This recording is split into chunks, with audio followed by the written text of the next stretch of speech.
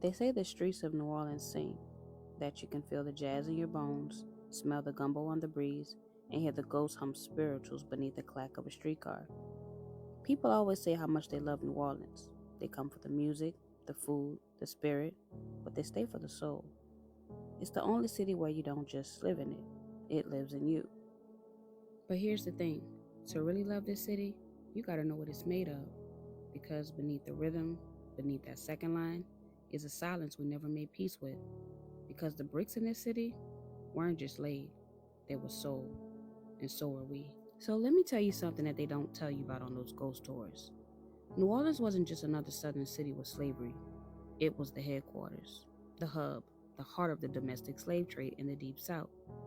Now, most folks know that the U.S. banned the international slave trade in 1808, meaning no more ships could come from Africa. But that didn't mean slavery stopped. Oh no. That just meant that business moved in house.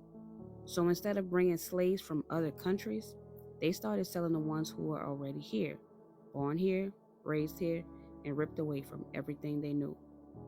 That's what they meant when they said the domestic slave trade. It was America selling off its own. People were trafficked from places like Virginia, Maryland, Georgia, and the Carolinas, shipped, marched, or dragged down to New Orleans, Mississippi, Alabama, and Texas, all across the South. And many of them came right through here. You see that water right there? That's the Mississippi River. Still, wide, powerful.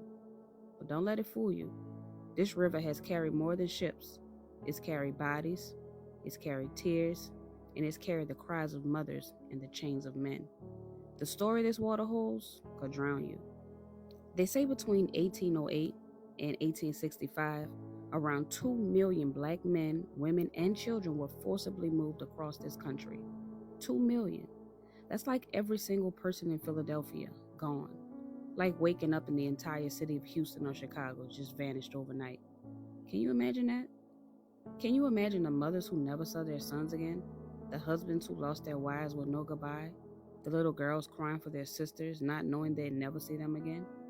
We talk about trauma, but this was trauma baked into the soil and soaked into the river. If you ended up in New Orleans, you were stepping into the belly of the beast, the largest slave market in the country. More than 50 known sites for buying and selling human lives.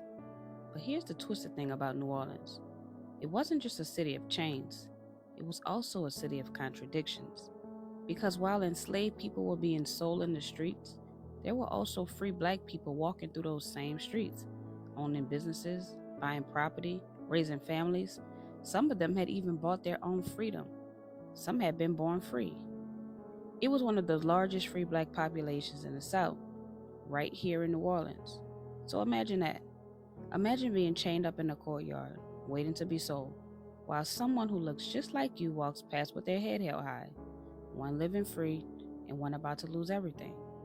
Well, that was New Orleans, a city where liberty and slavery lived on the same block, where you could be owned on one corner and own land on the next. The line between freedom and bondage wasn't just thin, it was cruel, and it cut deep. In New Orleans, they had what they called slave pens. Think about that word. Pen, like a dog pen, like a cage. That's exactly what it was. A jail for enslaved people where they were held before the sale, sometimes for days, sometimes for weeks, packed together, barely fed, stripped of dignity, and soaked in fear. Before the sale, they'd be washed and oiled up to look good and healthy. Teeth checked, muscles examined. It wasn't care, it was marketing. That was a big business, and black pain was the product. Solomon Northup, from 12 Years a Slave, he was kidnapped and sold right here, right in New Orleans. And that wasn't some Hollywood script. That was real. It was a reality for him and for thousands of others. They sold us in churches and hotels, in courtyards and living rooms. They even auctioned off people in the ballroom of the St. Louis Hotel, a place where folks now go to dance and celebrate, not knowing that floor once echoed with screams. Newspapers ran ads right alongside furniture listing. Healthy Negro boy, good teeth, strong, like he was a chair or a lamp or something.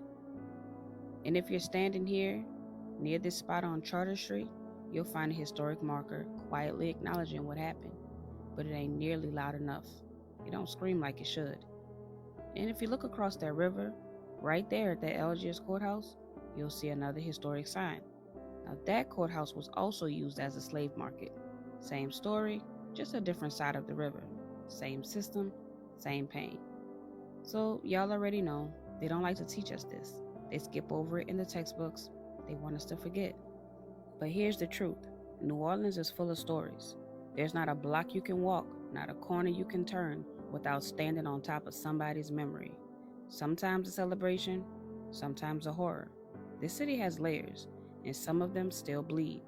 There are ghosts in these bricks, whispers in the oak trees, names etched in water and washed away with silence. This ain't just the city of jazz and jambalaya. This is the city of massacres, of resistance, of survival, of pain, and of power. New Orleans has demons, but we gonna name them and we gonna deal with them, because loving this city means knowing all of it, the pretty, the ugly, the buried, and still standing in it with your head held high because you know the truth now and you can carry it with you. Remember to comment, like, and share to keep these stories alive, and remember to subscribe for more that you won't ever put in your textbook. Peace.